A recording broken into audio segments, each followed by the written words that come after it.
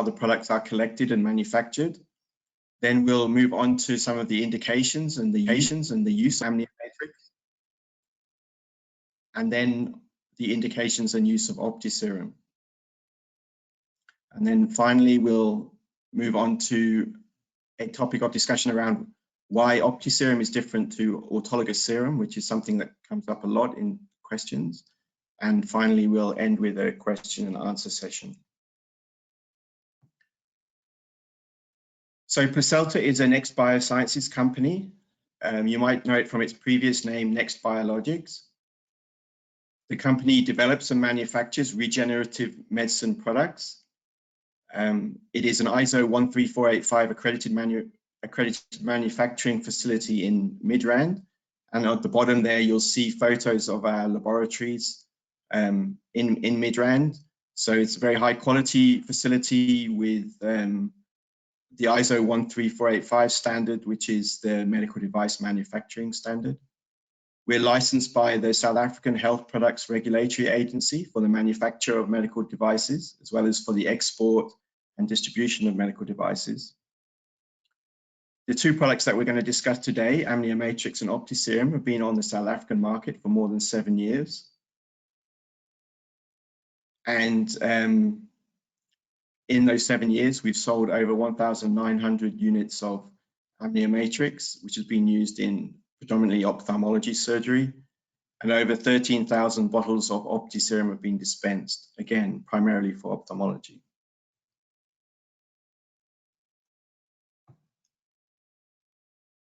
This slide shows you the collection and the processing of the products. So all of our products originate from placental and umbilical cord serum material, which is collected from donors. And the donors, there's a careful screening procedure for the donors, and we collect all of our donations from private hospitals in the Gauteng region around our manufacturing facility.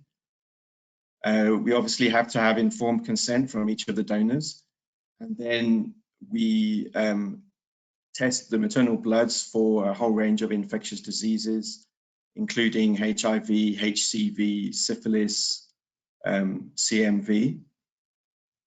Then at the same time as we collect the maternal bloods for testing, we collect the placenta and bring it back to our facility in Midrand, and it undergoes the processing of the AmnioMatrix or the amniotic membrane into AmnioMatrix and the umbilical cord serum into the OptiSerum.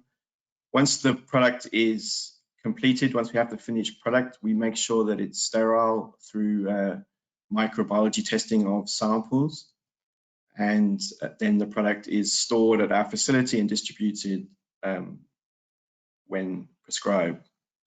So we're using placental tissue, which ordinarily would be medical waste. It would just be disposed of within the hospitals. There's absolutely no harm to the mother because obviously it's the placenta, it's we're using it following the birth. And because it's a donation, we're unable to pay any incentive to the patient. So we abide by all the ethical requirements for donation of human tissue. So moving on to AmnioMatrix, which are biological dressings from the placental amniotic membrane, which are used primarily in ophthalmology surgery. So this picture shows you the cryopreserved AmnioMatrix, and I'll explain the two different products we have in a minute. So these are the indications for AmnioMatrix. There's indications for corneal surface reconstruction as well as for conjunctival reconstruction.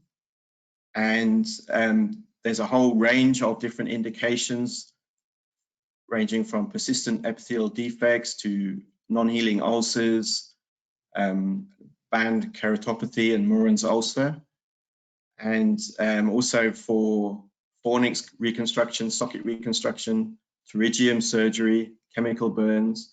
And what we're finding in the literature is every month there's new indications for the use of of the AmnioMatrix, which is a very flexible product and can be used in many different ways for reconstructive surgery.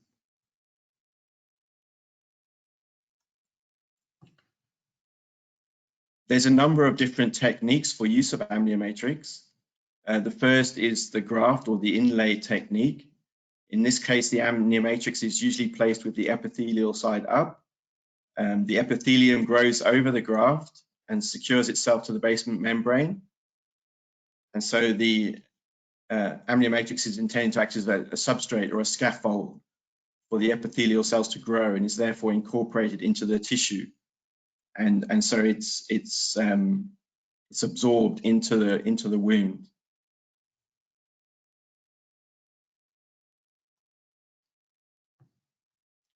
The next technique is the patch or the overlay technique.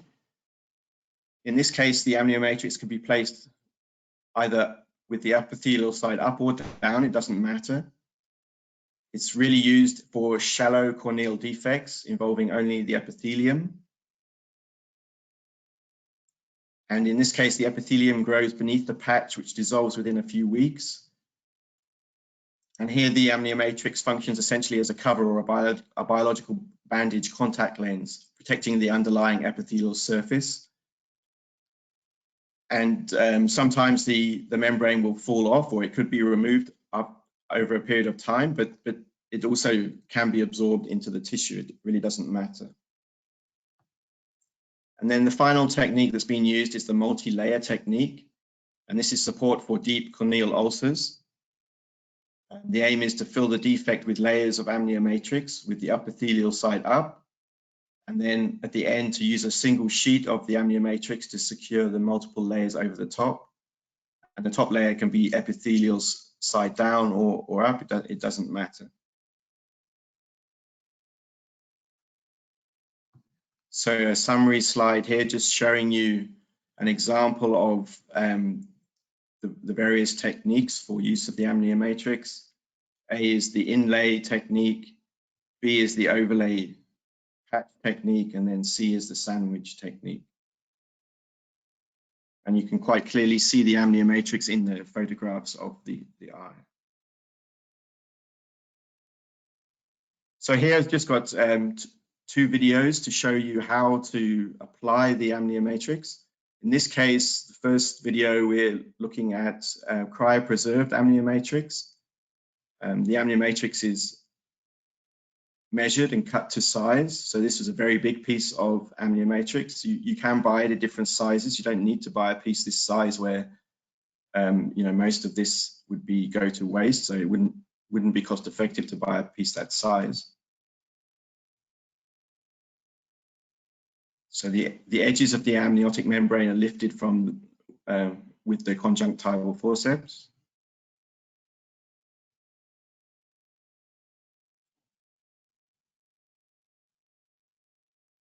Here the amniotic membrane is being placed on the eye with the stromal side down.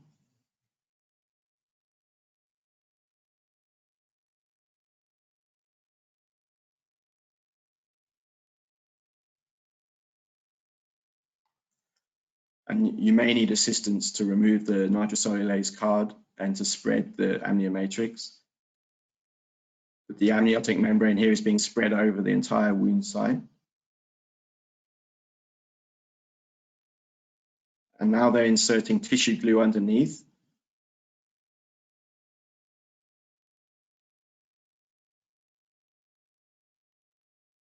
And the graft is being massaged to spread the glue all the way underneath the amnion. And you can trim the edges of the amniotic membrane.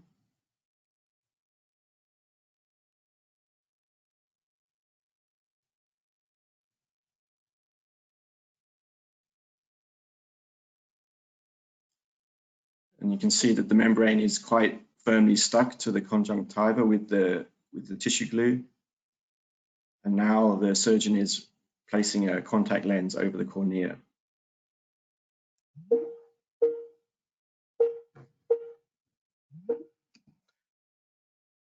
This is an example of a dehydrated amnion now, with the amnion being cut to size. and the net being removed. So there's the removal of the net. In this case, the tissue glue is applied first before the amnion is placed on the wound. Again, the membrane is massaged to spread the glue all the way underneath the amnion.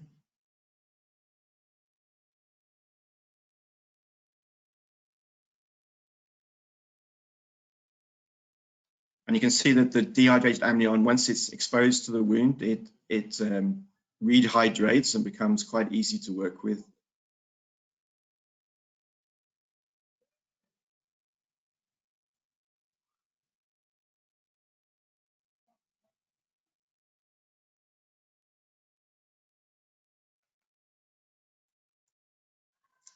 So I think those two videos showed you how easy it is to work with the amniotic membrane. And really doesn't matter whether you use the cryopreserved or the dehydrated. It's entirely a preference of the surgeons. Now I'd like to move on and talk about OptiSerum, which is umbilical cord blood serum eye drops, which are used in the treatment of dry eye disorders to regenerate cornea and the conjunctiva. Just a little bit of background on the OptiSerum. It's cord blood serum eye drops, not stem cells. There's no cells in the eye drops at all. It's prepared from umbilical cord blood from donors during the birthing process, and I explained the process earlier on. And the key thing about the serum is it contains similar growth factors and proteins, as well as vitamins to tears. I'll explain in more detail in a minute the difference between umbilical cord serum and autologous serum, but at this stage really is just to say that the levels of proteins are 2 to 3 times greater in the umbilical cord serum than they are in the autologous serum.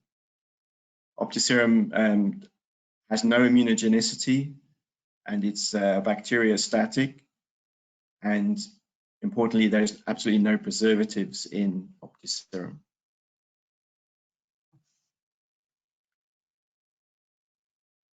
So in indications, OptiSerum can be used in any condition that may cause poor tear film production or a delay in wound healing in the eye. It can be used 5 to 6 times daily, has no side effects, and can be used as a chronic treatment as well as an acute treatment. It's a very safe product.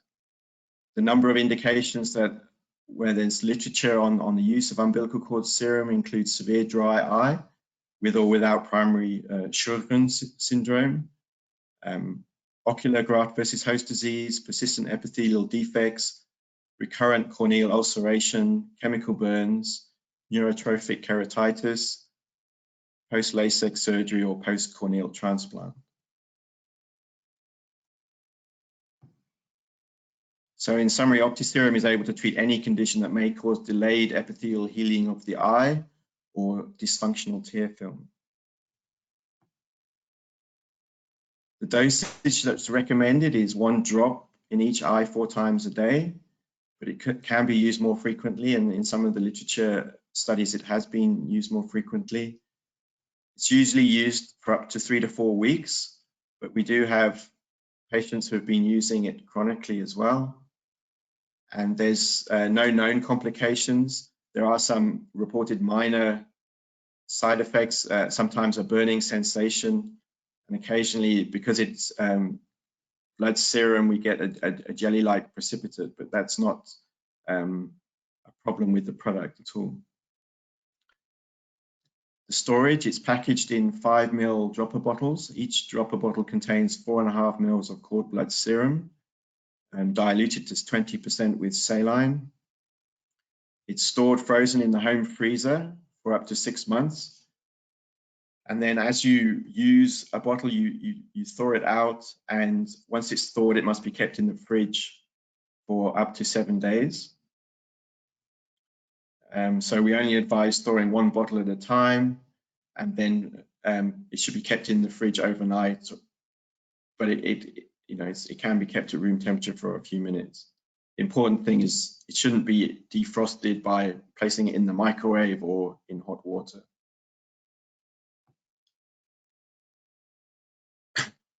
So finally, moving on to umbilical cord serum versus autologous serum. And there's a number of studies that we want to discuss. The first are head-to-head comparisons of umbilical cord serum and autologous serum eye drops, which demonstrate the superiority of the umbilical cord serum.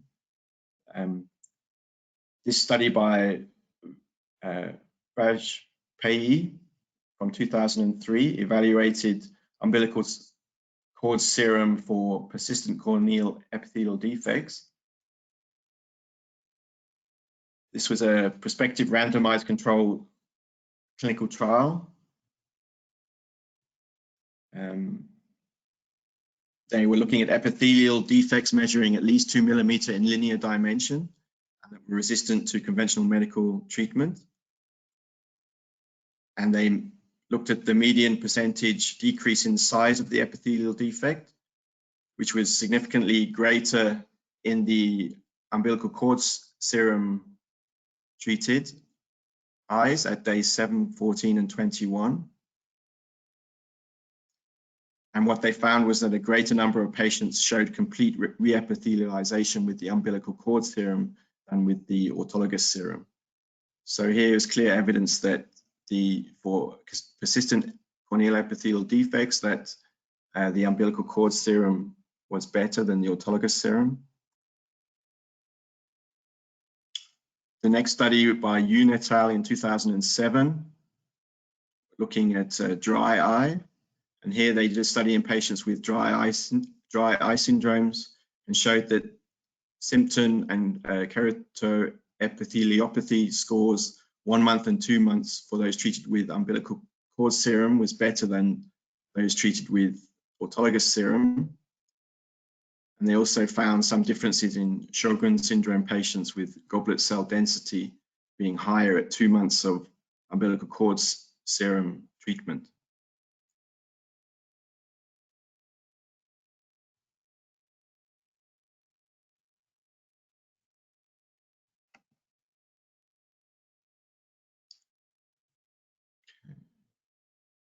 The next study was Sharma et al. We're looking at the evaluation of umbilical cord serum therapy in acute ocular chemical burns. It was a 2011 study. This was a double-blind, prospective, randomized controlled clinical study of patients with acute ocular chemical burns, graded 3, 4, and 5 severity. And what they found was that patients receiving the umbilical cord serum treatment had a greater reduction in epithelial defect, a larger decrease in the extent of the limbal ischemia, and a higher number of patients with clear corneas than patients treated with the autologous serum or with artificial tears.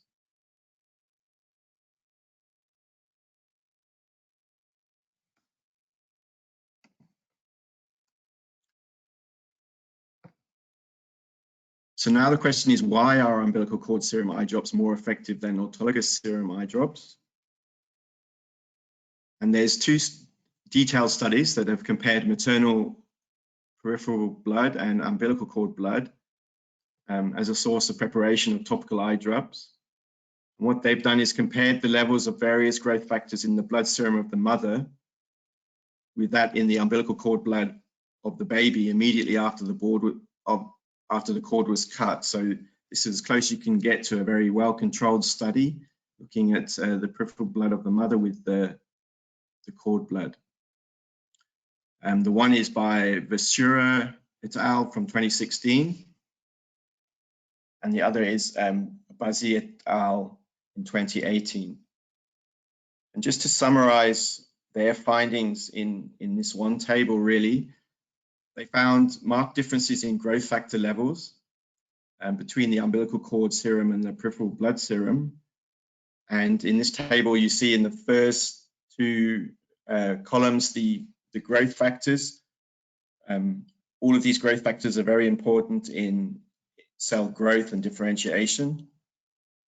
And then the next column, UCS, is the umbilical cord serum, the levels of those proteins in the umbilical cord serum, and the levels in the next column in the peripheral blood serum for so the one is the cord blood serum of the baby and the peripheral blood serum of the mother. So there's matched samples, and you can see the fold increase in the levels of the proteins. So higher levels of epidermal growth factor, transforming growth factor alpha, fibroblast growth factor, platelet-derived growth factor, vascular endothelial growth factor, and nerve growth factor. So these are all proteins very important in cell growth. And so the authors of the paper, but we also believe that this could explain why the umbilical cord serum eye drops can be used to treat a large number of indications and are more efficacious than the autologous serum eye drops. So you can't think of umbilical cord serum as being exactly the same as autologous serum. So we've done our own studies looking at concentration of various cytokines and growth factors in the blood serum that we're using for OptiSerum. And this was an experiment done by Professor Carola Niesler from University of KwaZulu-Natal. And she looked at a whole range of different cytokines and growth factors and looked at the concentration of the growth factors in the serum. And you can see high levels of NGF, nerve growth factor, and a number of other cytokines. When we looked at some of the growth factors which were high in the cord serum, here we're looking at stem cell growth factor beta in the cord blood serum, and we're looking at on the x-axis different donors of cord blood serum. So obviously there's variability between donors, so we can't standardize that every bottle of OptiSerum will have exactly the same level of these proteins, but you can see that there's high levels of the stem cell growth factor beta in all of these cord blood serum samples. And then we looked at one of the other proteins, hepatocyte growth factor. Again, there is some variability in levels of expression in the cord blood serum, but it is present in all cases and at quite high levels. So then we went to look at, how important are these two proteins in particular in terms of the eye and regeneration of the eye. And we found this paper looking at the culture of retinal ganglion cells and the use of mesenchymal stem cells in order to help the ganglion cells survive. It's obviously an in vitro model, but it does, in this case, they identified stem cell growth factor beta and hepatocyte growth factor as being two of the most important proteins produced by the mesenchymal stem cells, which were helping the retinal ganglion cells to survive. And then this paper looking at mesenchymal stromal cells and corneal transplants. And what they found was that hepatocyte growth factor in particular was very important in cornea transplants in order to help the transplant or the graft to survive. And so we think there's utility for OptiSerum to be used in order to help after following corneal surgery and possibly in terms of corneal transplants because of the high levels of some of these proteins. So with that, I'd like to thank you very much for attending the webinar. And if you've got any questions, I'd be very happy to answer them.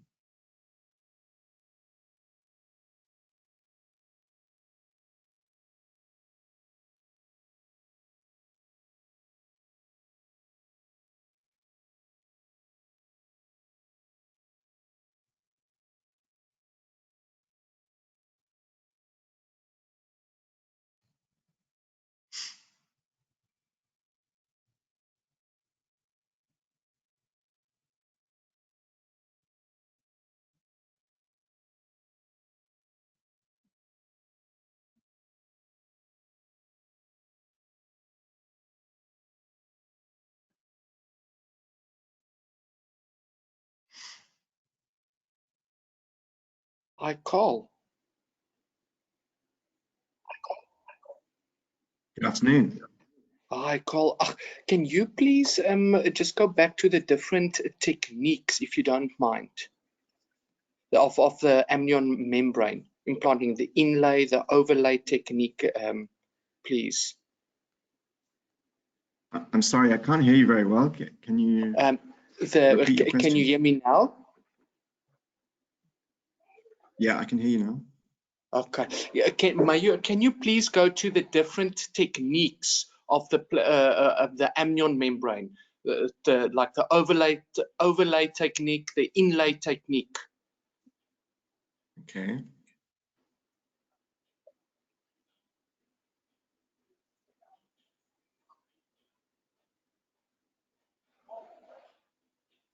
Is this one, or do you want just the previous ones where you just want to have a look? Sorry, I joined a minute too late. That, John? Yes, okay. there's the in. Yes, that's okay.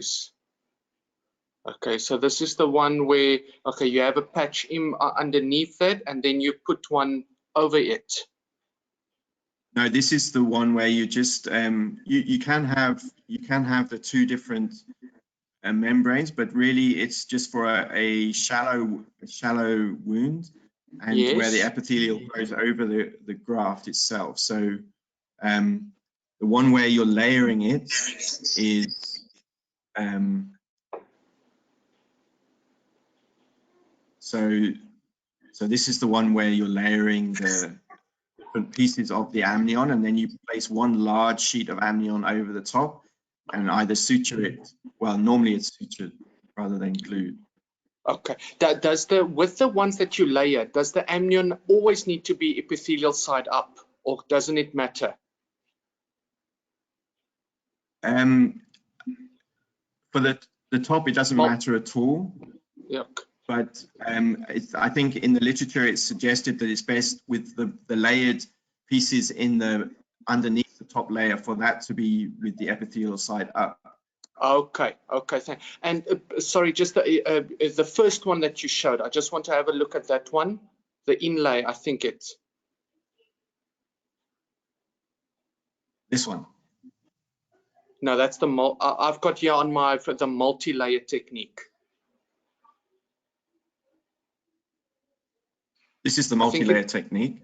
Yeah, no. So sorry, is it not showing you? No, you want to see the graft inlay? Yes, there we go. I think mine's slightly lagging to what you're doing. This one, yes, and then just the next one, if you don't mind. That's it. The patch overlay. Okay, brilliant. Okay, thank you very much. I appreciate it. Okay, great. Thank you. Are there any other questions? Carl, there's one question just on the price per bottle of OptiSerum. The price per bottle is 470 Rand, excluding VAT. And if you order 4 bottles at a time, then we will pay, and within South Africa, we will pay delivery free of charge, or we'll cover the delivery. Otherwise, there's a courier fee of 140 Rand per delivery.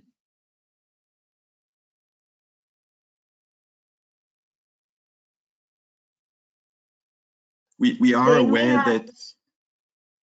Sorry, then we have another question. Are any medical aids on board? The medical aids normally will pay for the AmnioMatrix because it's part of the procedure and it's normally used in theatre. So we find that that is normally, there's no problem. But with OptiSerum, some medical aids will pay, but out of the patient's savings plan, medical savings plan. So they're not really reimbursing the product, and it's something that we're really trying to work on getting support from the medical aids to reimburse, but so far we haven't been successful. We need to work with the ophthalmologists and the societies in order for them to value the product in terms of the benefits that it brings to the patient.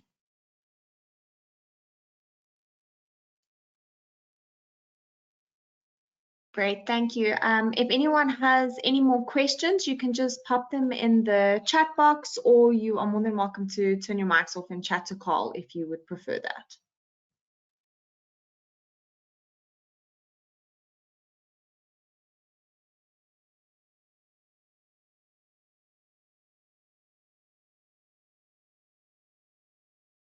Okay, I don't think there's any more questions, so I think that's it, Carl. Great. Well, thank you very much, everyone. And I think in the next webinar, we hope to go into a little bit more detail about AmnioMatrix and some of the recent studies that have been performed using amnion for ophthalmology. So thank you.